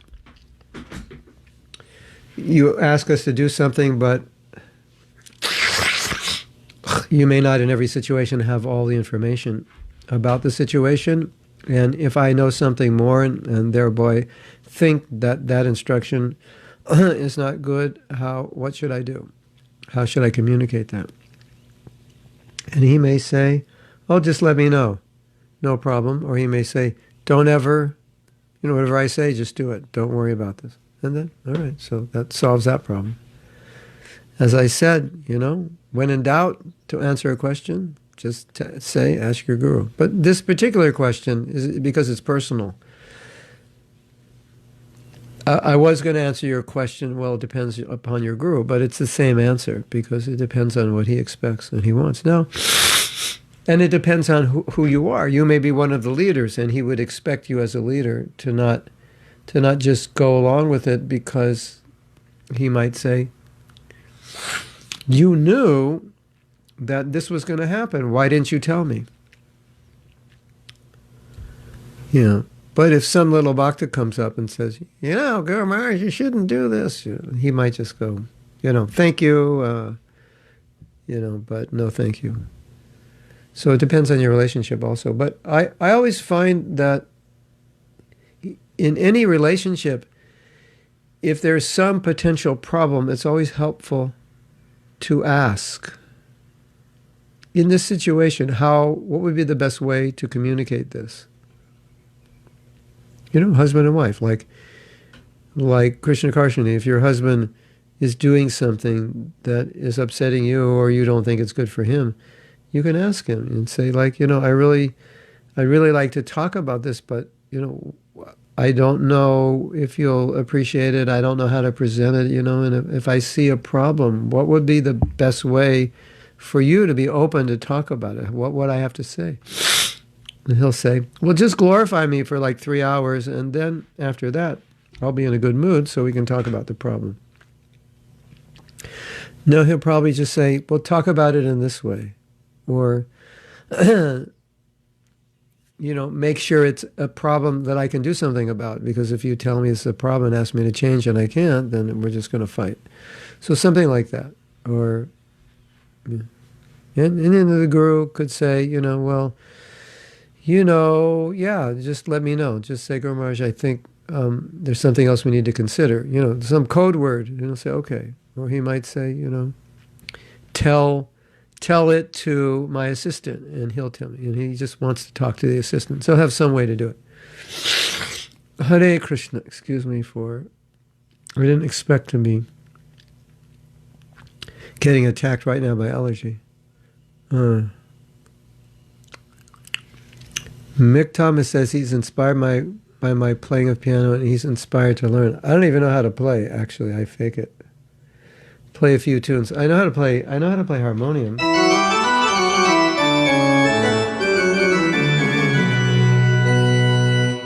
Because it's only one hand. But when you add two hands,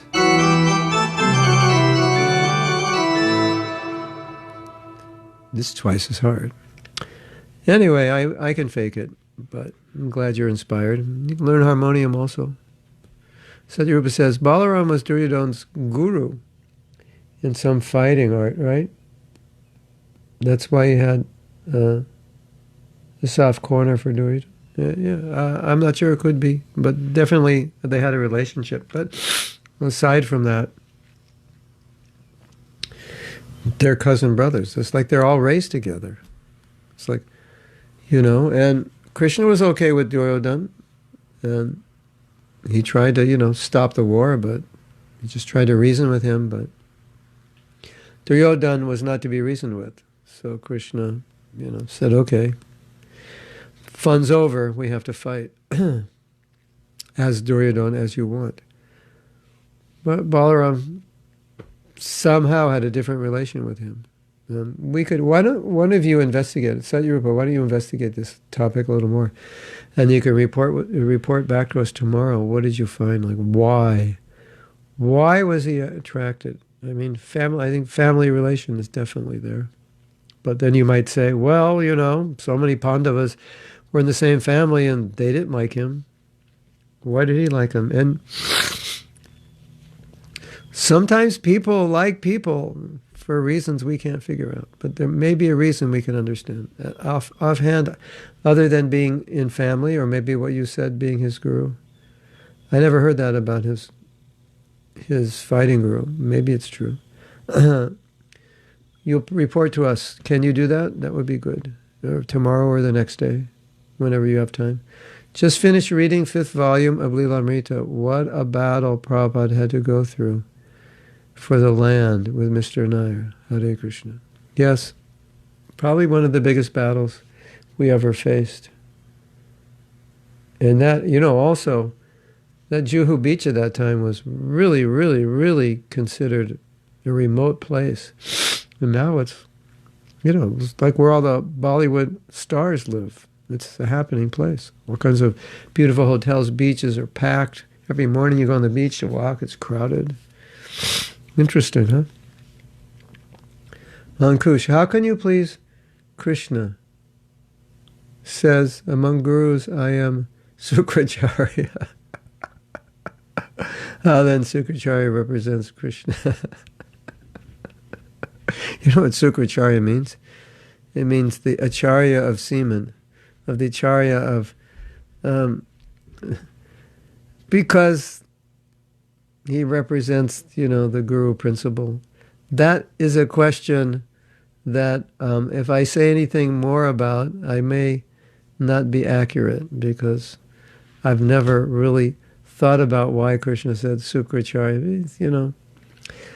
The acharya of many great people, well, before he messed up, he was okay. So let's think of Sukracharya before he told Bali not to surrender to Krishna. He was doing just fine.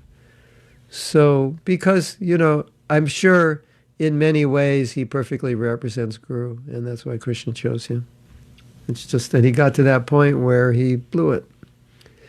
But before that, he, represents the Guru Tattva. Maybe not in the Gaudiya Vaishnav Guru Tattva, but the principle of Guru.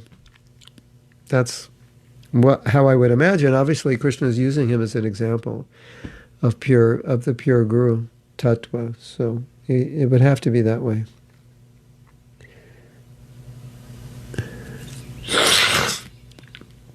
Hare Krishna. I have no tissues, so I'm doing my best.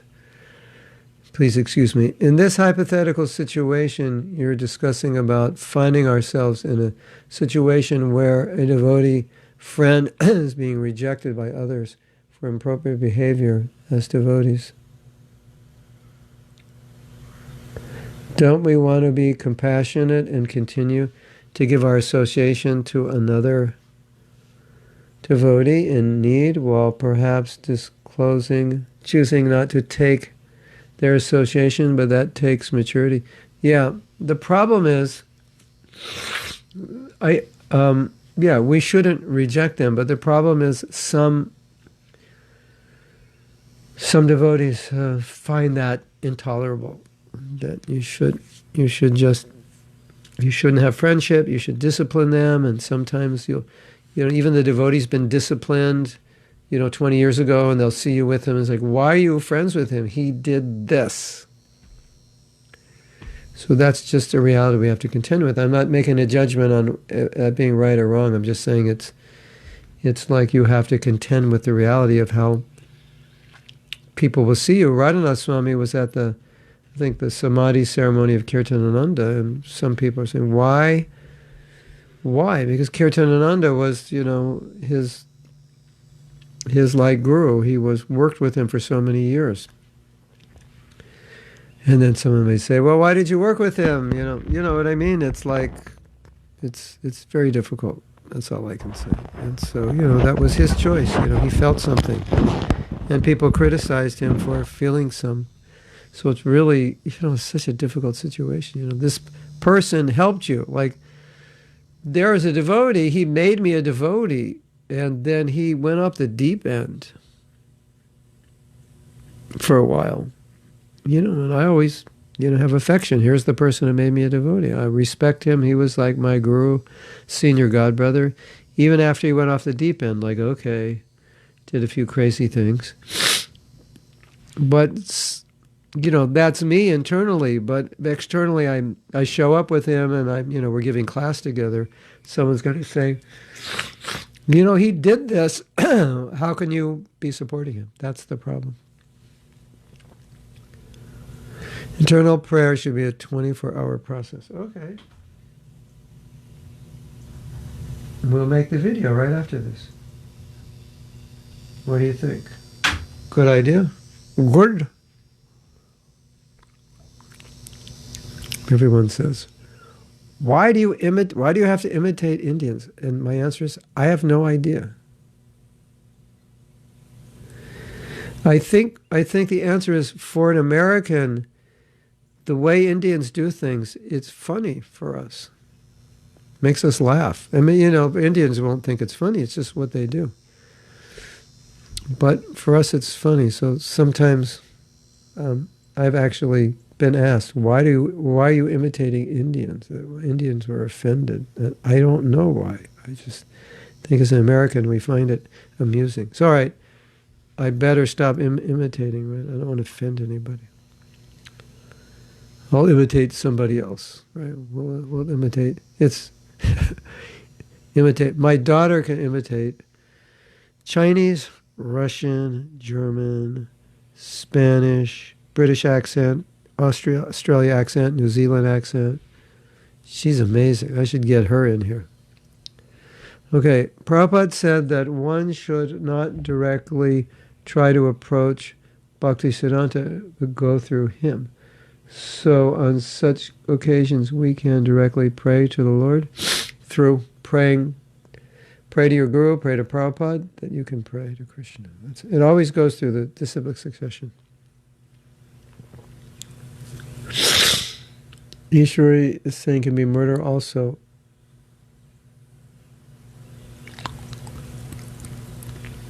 I'm not sure what you're referring to, Ishwari. Referring to a hypothetical situation? Or you're referring to a devotee who committed murder? Yeah, that's like... We're discussing about...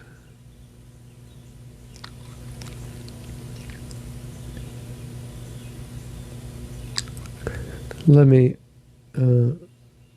typical situation we're discussing, it can be rape, on what kind inappropriate behavior he meant. Yeah, it could be. I mean, yeah. That's what I'm saying. This is like, here's this person who was like everything to you, who raised you in Krishna consciousness, and then you find out he's like having relationships with, in this case, young boys. And you've got like this affection, and it's like, it's just, I think the problem is, most people would say, well, you should just, this has to be rejected. This has to be condemned. And that's true. But then this person has something in his heart. And it's like, what does he do? That is the person that helped him. And then this person did something horrible for which that person should be put in jail. And he's not supporting that person for, the last 20, 30 years. He's not supporting him. He's rejected him. So it's like, these are problems.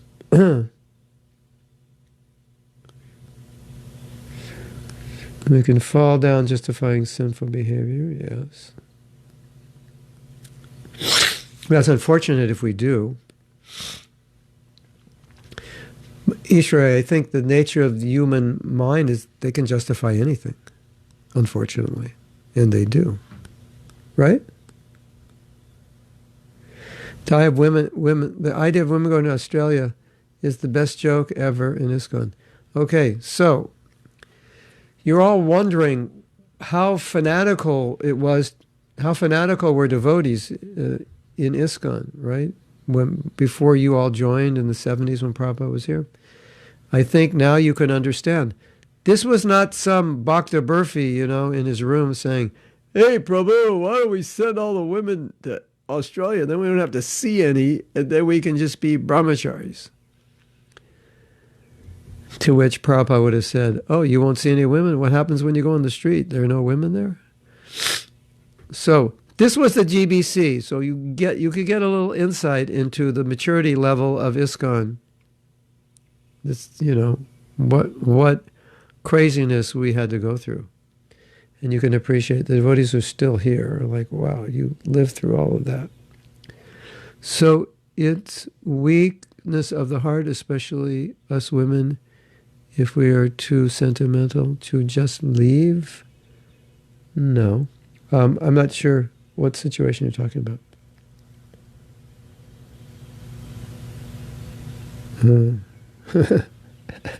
Be nice to limit our questions so I can end on time. It's hard to limit your questions. Well, no breakfast today, so we have a little more time. But yeah, make a cheesecake. My husband will agree for everything. Yeah, exactly. Feed him a cheesecake and say, okay, cheesecake over, sit down. Zap, zap, zap, zap, zap. You did this, you did that, you did this. He said, yes, I'm so bad.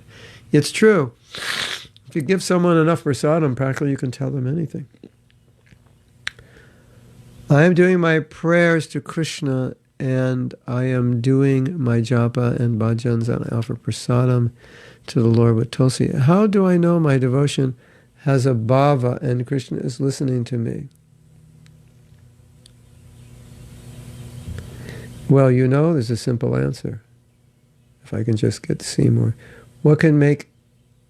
Whoops, I just lost it. I think you want to say, what can make me feel I'm doing right to please? Because this is, I don't want to use my dhoti. Okay, excuse me. There's a story. You haven't heard this story yet. A lot of you have heard the story. Prabhupada asked one of his disciples to chant on the beads of initiates. And so the devotee was a sannyasi. He said, Prabhupada, these are my godbrothers. I don't feel pure enough. And Prabhupada said, if you follow my order is pure. And so your chanting will be pure. So this is the principle. So, punaha, again and again. Puna, again and again. Is it puna or puna? Puna, I can't, my eyes. So this is such a nice point. If I'm doing what the Guru said and following his instruction, whether I have the right bhava or no bhava or medium bhav or whatever bhav, it's pleasing because I'm doing it in the order of the Guru. And part of the order of the Guru, when you're given the example here of offering, doing puja, is to do it in the mood that the Guru tells you to do it. And so, puna, again and again, puna. I hope again and again is good things. Then your name will empower you. Do it again. 16 rounds. Do it again tomorrow. 16 rounds. Do it again tomorrow. 4 principles. Do it again. I like that. That's an interesting name. So we were discussing a few days ago, Prabhupada said, when you make an offering to Krishna, you say, Krishna, I have nothing to offer you. I'm giving you this. It has no value. You please accept it. So that's Prabhupada's instruction. And then there's the standard. These are the prayers, the cleanliness standards. This is how offerings are made.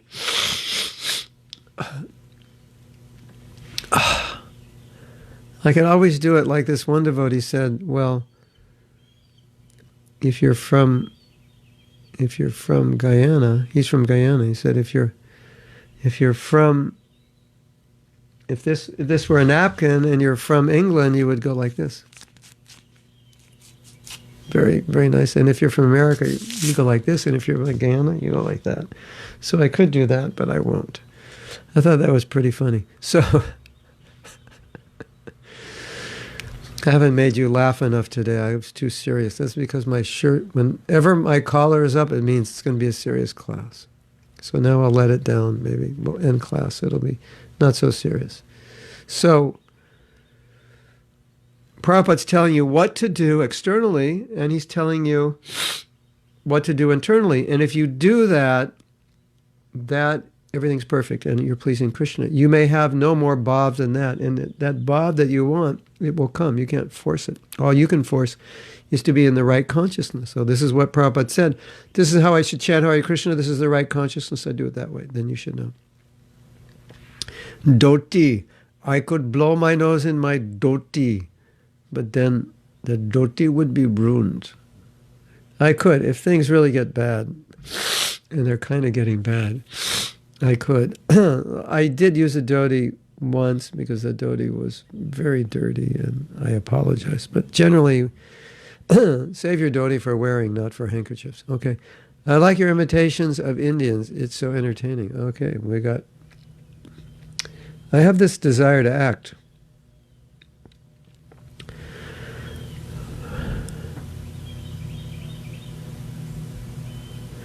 I can do the Russians also. Hare Krishna Guru Maharaja.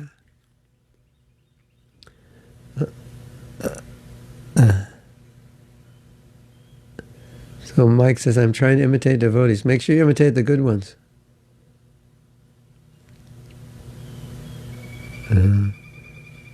Your comment is very offensive, especially since it is all capitals. Oh, Manjari is saying. This means shouting, not all of us. Yeah. Anuradha is trying to help, but capitals are not good, because capital means you're shouting. I don't think she knew that. Again and again. Again and again, we're getting comments. Again and again. She had pure intention. Yes, she's just trying to serve. So yeah, don't use capitals. It's misunderstood. Anyway, no problem. Polish. Yeah, I had to practice Polish. Yeah, I could do it if I tried, but not so good. Okay, so we'll finish now.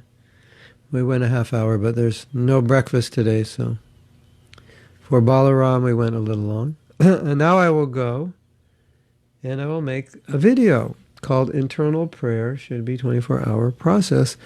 And you will hear it someday and you'll go, oh, that was the class. Okay? Hare Krishna to all of you. We will see you tomorrow. Same time. Srila Prabhupada ki jai. Go Premanandi Hari Hari Bo. Hari Hari Bo.